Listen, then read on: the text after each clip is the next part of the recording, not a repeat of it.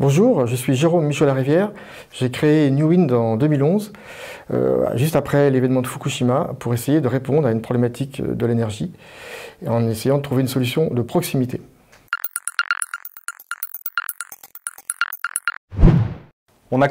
Au départ de l'aventure, je suis tout seul, en effet, mais comme n'importe qui aurait pu le faire, j'ai eu un besoin, au milieu de ma vie, à 50 ans, de faire quelque chose d'utile. J'avais une vie professionnelle tout à fait intéressante, voire même passionnante, mais le caractère utile ne me paraissait pas certain. Et je voulais un jour, essayer de laisser quelque chose qui serve à au plus grand nombre, à la collectivité. C'est ainsi, je me suis penché sur la problématique de l'énergie, qui était un secteur crucial, un enjeu du siècle, du nouveau siècle qui se préparait. Et peu à peu, j'ai aiguisé une certaine culture sur la problématique de l'électricité et de l'énergie en plus général. Et ensuite est venue l'idée que la nature m'a enseigné, comme je le disais tout à l'heure.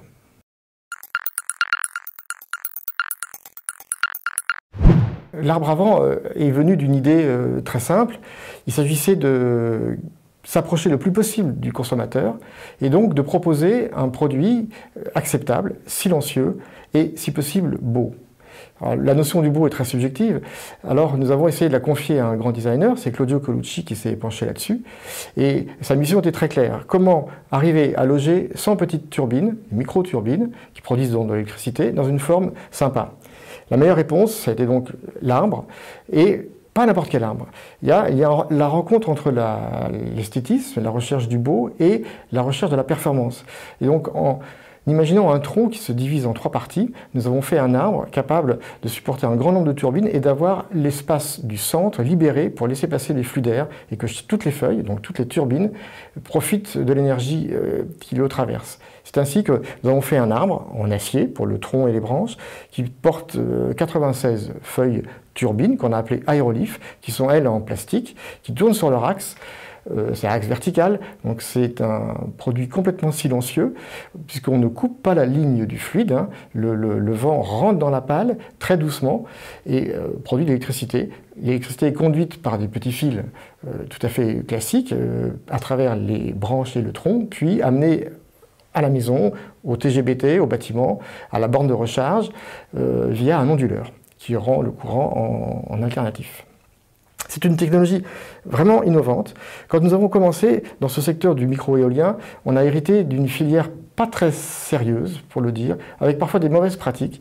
Et nous avons dû aller contre les paradigmes dominants qui étaient de faire donc de la grosse turbine, monoturbine, forcément bruyante, pas très jolie, et s'éloignant des usages, parce que personne ne les veut près de chez soi, donc elles se sont retrouvées de plus en plus excentrées, avec des pertes en ligne importantes. Et nous, en prenant le parti pris de la petite production, mais en multipliant les turbines, on a réussi à faire la somme des courants et d'avoir un produit sympa, vous pourrez en juger, beau, efficace, silencieux, et qui crée une certaine émotion. Tous les gens qui l'ont vu nous le confirment. Il y a un phénomène qui se passe sous l'arbre, qui est assez magique, c'est de voir que sans vent, vraiment sans vent, on démarre à 1,3 m/s de vent, les petites feuilles se mettent à tourner et à produire de l'électricité, alors qu'on n'a vraiment pas l'impression qu'il y a du vent. Ça, c'est un tour de force, c'est une performance que nous avons pu breveter, avec 2 brevets qui protègent l'un 5 et l'autre 11 inventions. Donc c'est une technologie qui, au départ, a une définition assez rustique, puisque le générateur s'apparente à une sorte de dynamo, mais à l'intérieur, nous avons mis beaucoup de génie électrique, puisqu'il y a un microprocesseur dans chaque feuille qui pilote en logique floue le comportement de la feuille pour qu'elle se positionne au meilleur de la courbe d'extraction de puissance. Donc nous avons ainsi un produit, je pense, très simple, très rustique dans sa définition, mais extraordinairement sophistiqué dans le génie électrique.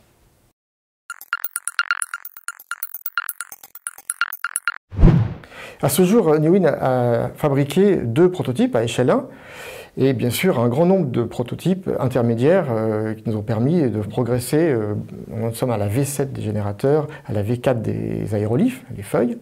Et nous préparons un dernier démonstrateur qui sera installé à Paris, place de la Concorde, au début de l'année 2015, qui va faire la démonstration en grand que oui, on peut capter l'énergie des villes, cette fameuse énergie harvesting qui circule dans les rues, sur les places publiques, toute cette énergie qui refroidit les bâtiments, mais qui est inexploitée.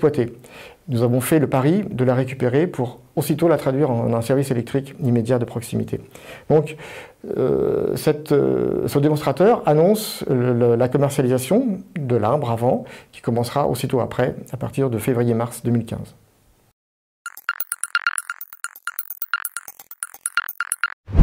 Alors, depuis tout à l'heure, je vous parle de l'arbre à vent, qui est notre premier produit, dont nous sommes très fiers, mais il ne faut pas non plus ignorer que derrière cet arbre à vent se cachent beaucoup de recherches, 3 ans de R&D, et en fait une maîtrise des phénomènes turbulents que l'on trouve notamment en milieu urbain ou périurbain, qui nous ont amené à imaginer d'autres produits dérivés de cette technologie qu'on a appelée aérolif, mais affranchis de la structure de l'arbre, qui, il faut le dire, impacte un peu le prix public, puisque la structure est très grande, là on fait presque 11 mètres de haut, donc il y a un certain élan qui lui donne sa majesté, mais en contre-coup, il a un prix. Et on a imaginé une série de produits au plus près des usages, dans la ville, dans les bâtiments, le plus possible, pour rendre des services électriques peut-être moins ambitieux. L'arbre à vent, c'est 3,5 kW, et nous avons une série d'applications entre 200 à 500 watts en apport, mais qu'on peut combiner en kit. Je vous donne 2-3 exemples. On a imaginé des feuilles de toit. Nous ne sommes pas les seuls à avoir imaginé récupérer l'énergie sur les faîtages, mais toutes les autres machines étaient monoturbines avec des seuils de démarrage à 4-5 mètres secondes de vent.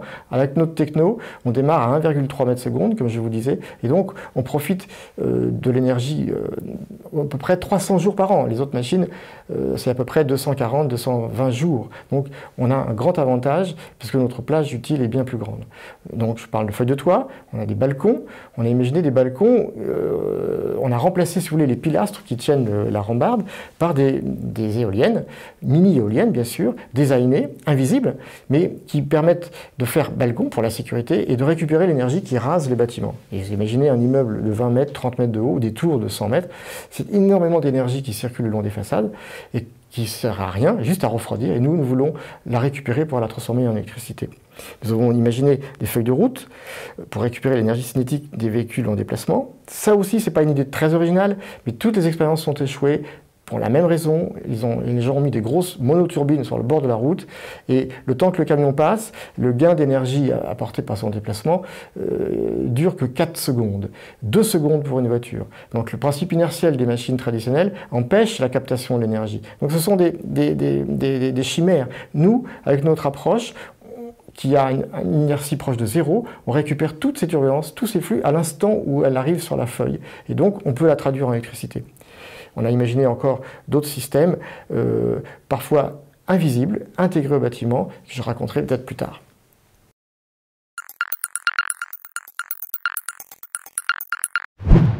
Je suis très heureux de me retrouver devant les WeSeeders, que je connais bien, puisque c'est la 3e levée que nous faisons avec vous.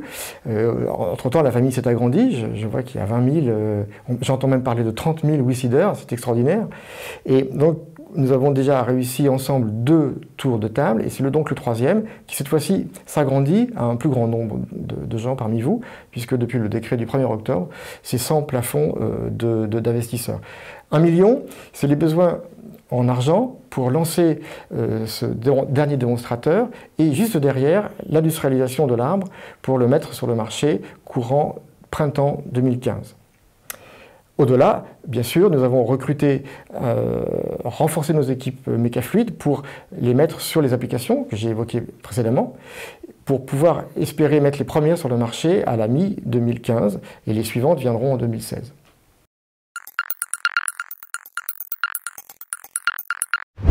Le crowdfunding est un mécanisme qui nous a surpris, je dois le dire, je ne connaissais pas. Mais échangeant avec nos internautes sur nos réseaux sociaux, Facebook et Twitter, beaucoup de gens nous écrivaient et nous communiquaient leur envie de participer à l'aventure, d'une manière parfois purement amicale, un accompagnement, et parfois certains proposaient même de nous aider financièrement. Et c'est en échangeant avec cette prétendue foule, en fait ce sont toujours des gens qui ont un nom, dont on comprend très vite la profession, le parcours de vie, et ces gens rentrent dans notre histoire industrielle et veulent témoigner qu'ils la comprennent, ils ont envie de l'aider et d'une manière ou d'une autre. Et c'est ça qui tout naturellement nous a conduit à la plateforme de crowdfunding, et WeSeed s'est imposé comme la meilleure à nos yeux pour les compétences que j'ai évoquées précédemment.